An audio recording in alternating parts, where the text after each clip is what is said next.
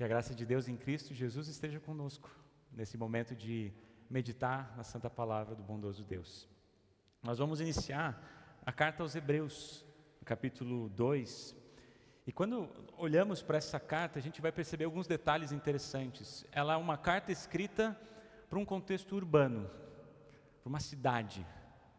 E assim como nós vivemos nesse contexto urbano de cidade, a gente sabe que há muitas dificuldades, há muitos desafios, há muitas tentações, há muitos problemas e dificuldades que a gente passa justamente para nós não perdermos a esperança da fé que foi colocada em nossos corações. Eu sei que a gente passa por isso. E a pergunta que a carta aos Hebreus, de uma certa forma, faz é: se Deus nos ama tanto, por que a gente precisa passar por dificuldades tão grandes? E assim como quase todas as cartas do Antigo Testamento, eles estavam passando por perseguições. Justamente para manterem firmes a fé, como é que a gente lida com todos esses desafios que estão diante de nós? E justamente nessas próximas 2 semanas é sobre isso que nós vamos falar. Tanto no texto de hoje, como no texto da semana que vem. Como lidar diante dos desafios, dos medos, das provações, no contexto que desafia a nossa fé. Mas a resposta ela vai ser a mesma. Olhe para Jesus. Permaneça firme naquilo que você recebeu, na graça que você recebeu, nas verdades que você recebeu. Prestem atenção naquilo que você ouviu. Olhe para Jesus, pois é Ele que os guia para a salvação. Nós não sabemos o autor da carta aos Hebreus. Alguns tentam adivinhar ou buscar encontrar o autor dessa carta. Poucas cartas a gente não sabe quem escreveu. Hebreus é uma delas. Mas acho que não faz tanta diferença assim, justamente pela mensagem que ela traz. E é uma carta que praticamente não foi contestada a sua canonicidade. Ou seja, o fato de ela ser ou vir de Deus. Vamos dizer que é de um pastor muito preocupado com a sua igreja, preocupado com cada um de nós. E sem a carta aos Hebreus, a gente teria muita dificuldade de ler e compreender o que eles entendiam como escritura sagrada, como o Antigo Testamento. A carta aos Hebreus faz com que a gente olhe para o Antigo Testamento, mas olhe de uma maneira que faça sentido. Como? Por Jesus. Hebreus aponta, ele redireciona os nossos olhos para que a gente perceba Jesus ali, em cada página, em cada momento, em cada promessa do Antigo Testamento, sendo conduzido até as nossas vidas. E hoje, de uma forma especial, o objetivo dessa nossa conversa é falar um pouco sobre as coisas que vemos e as coisas que não vemos. Muitas vezes as coisas que vemos não são aquilo que Deus criou para ser. E muitas vezes as coisas que Deus revelou, muitas vezes é difícil a gente conseguir perceber com os nossos olhos. Então a gente vai falar um pouco sobre o que vemos e o que não vemos, dentro desse contexto em que vivemos. Contexto que desafia a nossa fé. E o primeiro versículo, capítulo 2, ele diz assim: por isso devemos prestar mais atenção nas verdades que temos ouvido, para não nos desviarmos delas. A gente começa aqui no capítulo 2, né? Então é interessante nós voltarmos então para o capítulo 1. Por isso ele retoma aquilo que o autor fala no primeiro capítulo. E por isso ele diz assim: antes, no Antigo Testamento, vamos colocar na Escritura Sagrada, Deus falou com o seu povo por meio dos profetas. E faz sentido isso, porque Deus criou todas as coisas com Adão e Eva, depois ele chama Abraão, Isaac, Jacó, daí tem os profetas e vai vindo até a chegada do Messias. Ele resolveu falar dessa maneira, de uma forma direta com as pessoas. E agora diz o texto que ele vai falar por meio de Jesus, que Jesus que sustenta todas as coisas. E o que ele está dizendo é que fala por meio da palavra. Jesus é a palavra, é o verbo que se fez carne, que habitou entre nós. Ele é essa palavra que sustenta todas as coisas, que criou todas as coisas. que veio ao nosso encontro, nos resgatou da morte e agora está sentado à direita de Deus Pai, agindo em misericórdia, intercedendo por nós. Por isso, é uma expressão para nós ouvirmos com atenção aquilo que Ele tem nos revelado, que Jesus é o Rei que governa todas as coisas, que Ele vem reinar como um rei, não com poder e força, mas com justiça e amor. Por isso, é um chamado a não nos desviarmos dessa mensagem, que nós recebemos por meio do testemunho de outras pessoas, que foi gerado, essa semente foi gerada pelo Espírito Santo e hoje nós estamos firmes e seguramos firmes nessa fé. Ou seja, esses primeiros versículos, esse versículo de uma forma especial, faz a gente voltar ao passado. Eu quero que sim, em poucos segundos vocês pensem as pessoas que te conduziram à fé. As pessoas que... Porque a fé às vezes não é um momento, um estalo que de repente agora, antes não tinha, agora eu tenho. Às vezes é um momento onde essa fé vai sendo cultivada até o ponto de eu poder dizer, eu creio. Essa fé foi germinada. Então pense nas pessoas que foram te conduzindo a esse momento. Seus pais, seus amigos, familiares, padrinhos, quem sabe. Pessoas queridas da vida de vocês que os trouxeram, que fizeram vocês, ao longo da caminhada, olhar para esse momento tão simples que é o batismo, para as promessas que estão colocadas ali, ou quem sabe, aqueles momentos tão singelos como uma oração em casa, um momento devocional, momentos de culto, momentos onde o próprio Cristo está presente aqui na ceia, sendo dado para vocês como um presente verdadeiro. E é quando a gente olha para todas essas coisas, vem o versículo 3, que ele fala assim, sendo assim, como é que nós escaparemos do castigo se desprezarmos uma salvação tão grande?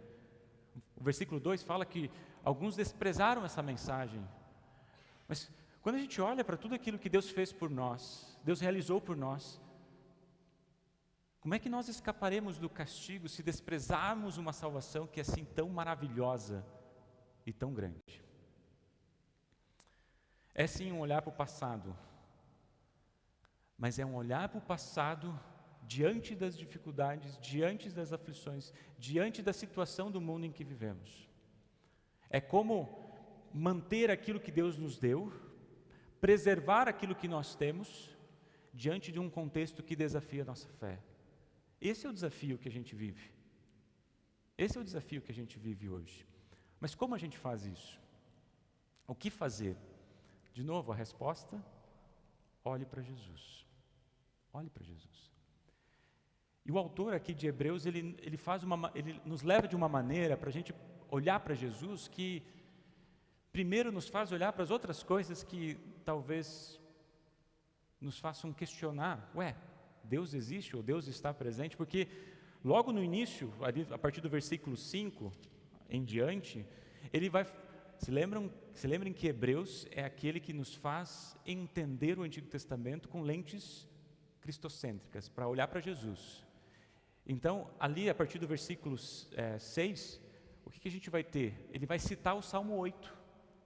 E o Salmo 8 diz o quê?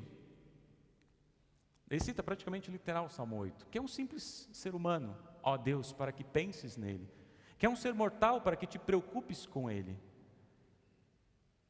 Simples ser humano mortal, nós.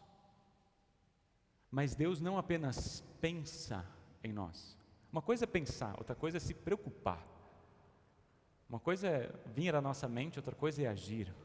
Deus não apenas lembra da gente, Ele age em prol de cada um de nós. Mas quem que é esse ser humano? Tu colocaste por pouco tempo em posição inferior à dos anjos. Tu lhe destes a glória, a honra de um rei, e puseste todas as coisas debaixo do domínio dele. Isso aqui volta a Gênesis 1 e 2. Vocês se lembram? Gênesis 1 e 2, quando Deus criou todas as coisas. O que significa que Deus colocou debaixo do ser humano o domínio de todas as coisas? Quando Deus criou o ser humano, e Deus criou todas as coisas, Ele falou assim, olha, Adão e Eva, nomeiem tudo, cuidem de tudo, cultivem de tudo, todas as coisas vão estar sobre o cuidado de vocês, dominem todas as coisas. Deus nos criou para dominar, para cuidar, para cultivar tudo aquilo que Deus nos deu. tudo aquilo que é a criação. Só que se a gente continuar a leitura, versículo 8, o que aconteceu? Bem, olha só o que aconteceu.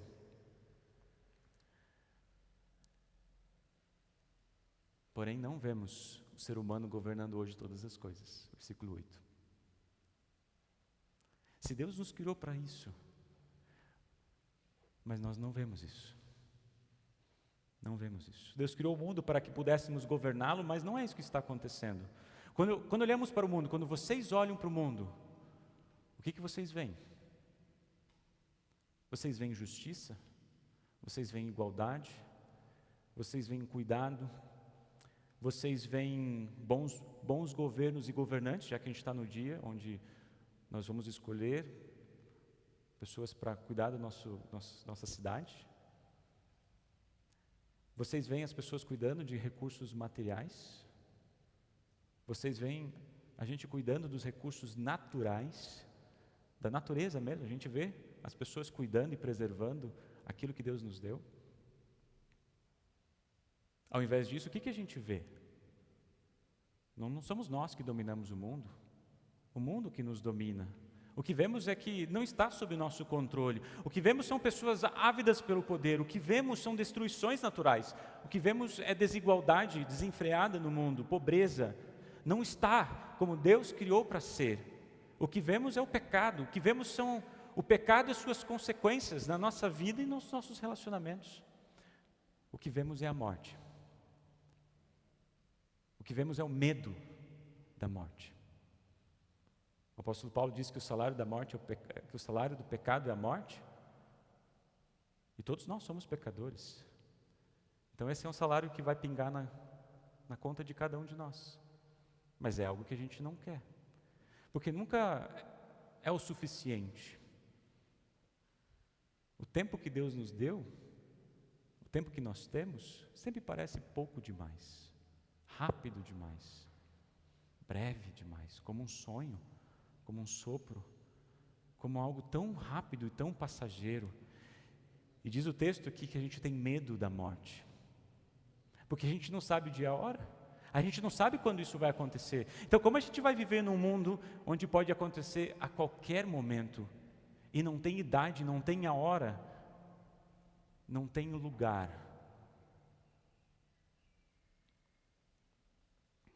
Nada parece com o que Deus criou para ser. Então, o que a gente vê? Hebreus nos fala, olhe para Jesus. Olhe para Jesus. Daí a gente vê Jesus, a gente vê o seu sofrimento, a gente vê a cruz, a gente vê a morte, a gente vê a ressurreição, a gente vê a igreja. Olha só o que o versículo 9 nos diz. E eu coloquei, o texto está um pouco pequeno, mas para a gente ver esse contraste que está colocado aqui. Se a gente não vê nada disso, do ser humano governando todas as coisas, mas nós vemos Jesus fazendo isso. Por um pouco de tempo ele foi colocado em posição inferior aos anjos. O que o texto de Hebreus faz? O que esse pastor faz? Ele olha para o Salmo 8, citado por Hebreus, e diz, ali é Jesus. Fala sobre Jesus. Ele que ficou numa posição inferior aos anjos, para que pela graça de Deus, ele morresse por todas as pessoas. Agora nós o vemos coroado de glória e de honra por causa da morte que ele sofreu. E aqui há um escândalo, há uma loucura que às vezes a gente não consegue compreender. Deus revela o seu amor, Deus revela a sua graça e a sua misericórdia pelo escândalo da cruz. Deus revela a sua presença na aparente ausência. Deus se coloca numa situação de injustiça, Ele se coloca em nosso lugar, para que na morte e ressurreição a gente tenha vida e a gente seja glorificado.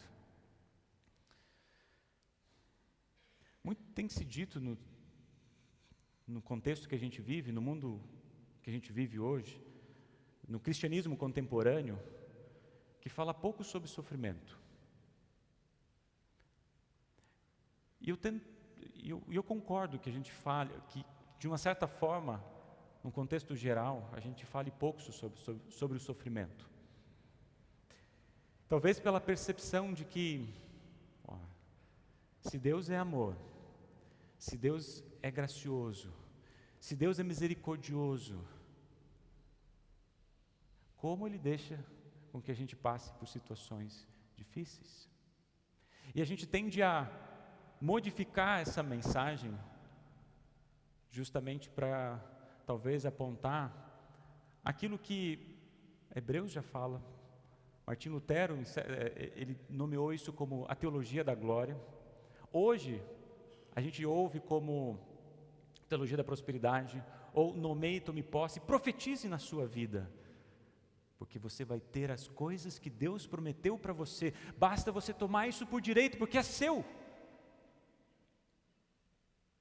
E a gente perde esse aspecto da cruz, do sofrimento, das dificuldades, e a gente quer ver a glória e Deus nos abençoando e prosperando a nossa vida. E por isso, para pensar sobre isso, eu gostaria de trazer um personagem bíblico que é muito conhecido de todos nós, José. José, filho de Jacó, talvez seja um dos casos de maior injustiça, tem vários, mas de injustiça, eu diria, da parte de Deus na vida de José, ou da ausência de Deus na vida de José. José era um dos filhos mais novos, aquele que era o sonhador, e a gente conhece, ele sonhava sobre várias coisas, e nos sonhos, o que ele via é que ele estava acima dos seus irmãos. Às vezes, os seus irmãos e os seus pais, às vezes se curvavam diante de imagens que Deus ia revelando para eles. Lá na frente a gente vai entender o que estava acontecendo. Mas ali os irmãos começaram a ficar com raiva, com inveja de José. Como assim o nosso irmão mais novo se coloca acima de nós? Ainda mais no contexto daquele tempo, onde havia a hierarquia da primazia dos irmãos. Como assim? Mas para encurtar um pouco a história, o que aconteceu que dessa raiva, dessa inveja, fez com que ele fosse vendido. Ele foi para o Egito, ele foi para viver como escravo na casa de Potifar, e aos poucos ele foi crescendo, ele foi fazendo, onde ele tinha a possibilidade de governar todas as coisas, menos a esposa de Potifar. E é justamente ali que ele é tentado. E ele responde: como é que eu posso pecar contra Deus e fazer tamanha maldade? O que acontece é que ele é jogado na prisão e é esquecido lá de novo. Por 2 anos ele interpreta sonhos e ninguém lembra dele. Parece que todas as vezes que ele faz aquilo que é o correto, que é o certo, parece que ele é colocado cada vez mais, é mais injustiçado. Mas tem uma outra questão que para mim chama a atenção. Os primeiros capítulos de Gênesis, isso é um detalhe que faz a gente pensar. Olha só como Deus está presente. Deus criou todas as coisas, Deus estava presente na primeira família. Deus chama Noé e fala da questão da arca. Depois ele vai chamando Abraão, ele fala com Isaac, fala com Jacó, ele está presente ali. Então, a presença de Deus nos primeiros capítulos, ela é muito intensa. De repente começa a história de José, e José começa a ouvir de Deus, e quando ele é vendido como escravo, o que acontece? A gente não ouve mais, Deus não fala mais. Há um silêncio. Depois que aconteceu essas injustiças, parece que é um Deus oculto, um Deus silencioso. E quando começamos a ler essa história, parece que Deus permite que de fato José sofra. E de repente, no meio da narrativa, como uma nota de rodapé, nós ouvimos esse versículo, Gênesis 39. Mas o Senhor estava com ele. Essas palavras não são para José. Essas palavras são para nós, leitores desatentos, que achamos que Deus não estava presente, que Deus não estava com ele, cuidando dele, amparando ele. Mas se a gente não conhece o final dessa história, como é que a gente vai pensar? Que Deus é esse que permite tamanha crueldade, tamanhas injustiças com José, Que Deus é esse que permite que ele sofra? Se Deus é um Deus de amor e de justiça, Ele não teria que fazer o contrário? Não teria que nos dar segurança, não teria que nos dar ânimo, prosperidade, bênçãos e todas as coisas que a gente acha que é o melhor para nós? Que Deus é esse que permite com que isso aconteça? Quando chegamos no final do livro, a gente descobre. A gente descobre que toda essa situação que aconteceu na vida de José, não só diante desse contexto dessa família disfuncional, porque de fato era uma família disfuncional, todos estavam brigando com todos, ao ponto de vender um dos seus irmãos, depois dele ser injustiçado, ser escravo, 7 anos, depois tem toda a questão das 7 anos de vacas gordas, até chegar aos 7 anos do momento onde de fato Deus chama a família, Deus junta essa família para preservar o quê? Preservar uma promessa. Lá de Abraão, qual que era a promessa? Por meio da sua descendência chegaria quem? O Messias. Percebem que através da história de José, em certos momentos, Deus age de forma que os nossos olhos não percebem? Mas ainda assim o objetivo é cuidar de nós, preservar a sua promessa, nos dar a salvação e o seu Filho Jesus. Sabe quando José entendeu isso? Entendeu a presença de Deus? Quando Jacó morreu, ou seja, o pai de José morreu, sabe quem estava com medo? Os irmãos. Porque isso é um outro detalhe interessante, desde o momento da reconciliação até o momento da morte do pai, não há situação no texto bíblico onde há uma menção de perdão. Há reconciliação, eles são acolhidos por José, mas os irmãos estão com medo, estão com receio daquilo que José poderia fazer. Então quando Jacó, ele morre, o que acontece? Os irmãos pensaram, quem sabe agora ele vai se vingar da gente, porque o pai estava nos preservando. E às vezes isso acontece, as pessoas, elas lidam bem ou se tratam bem quando os pais estão vivos, mas depois há tanta briga e tanta discussão entre os irmãos, muitas vezes, mas quando os pais estavam vivos, E o que precisa? Perdão. Um reconhecimento de que nós somos pecadores, nós erramos, nós falhamos com as pessoas que estão ao nosso redor. E aqui é o primeiro momento claro, eles se ajoelham, se colocam diante de José e falam assim, nós erramos. Aqui estamos nós somos seus criados, nos perdoe.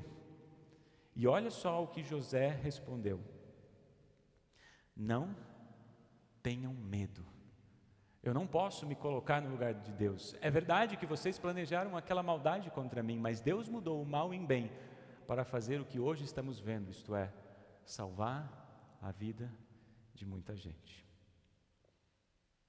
Mesmo quando achamos que Deus não está presente, Ele está agindo em favor do seu povo. Mesmo que os nossos olhos não percebam,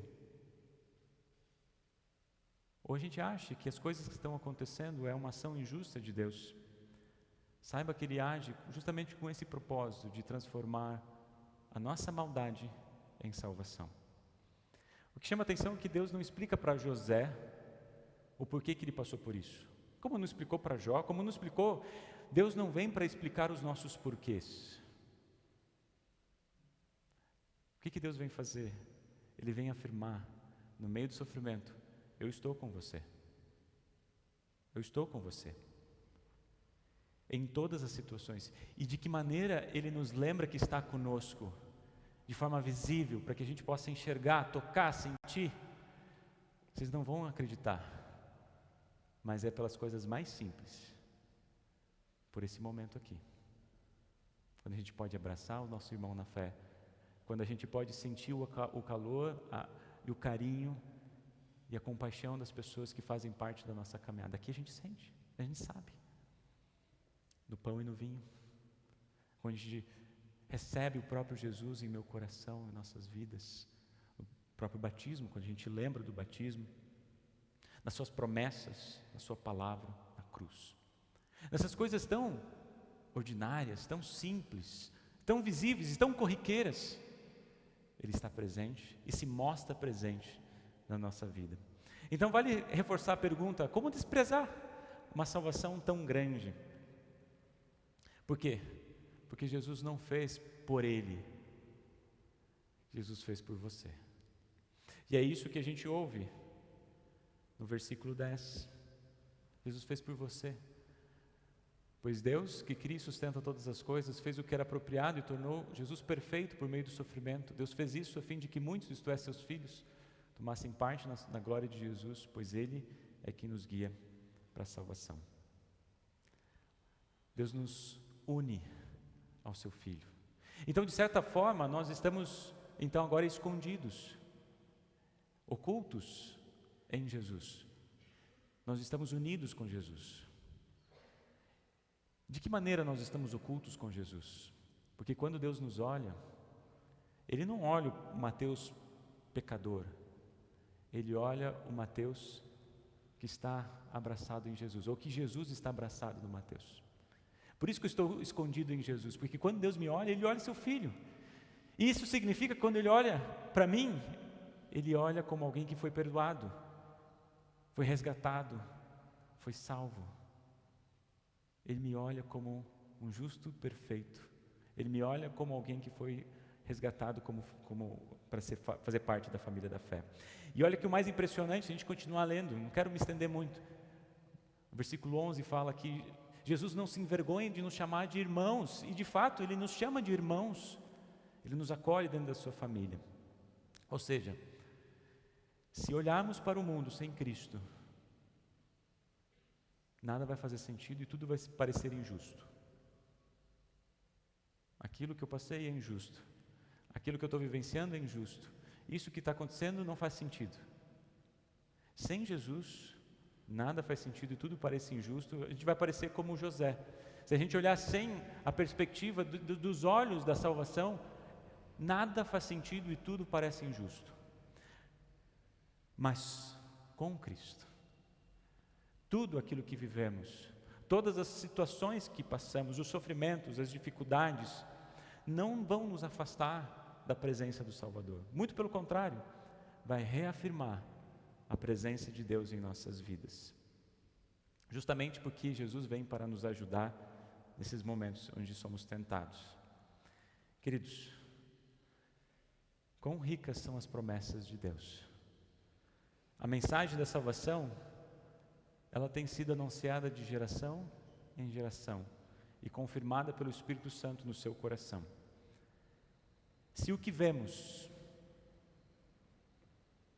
parece que não está como deveria estar, se aquilo que vemos nos faz questionar as bases da nossa fé, muitas vezes, ou as injustiças do mundo, volte os seus olhos para Jesus.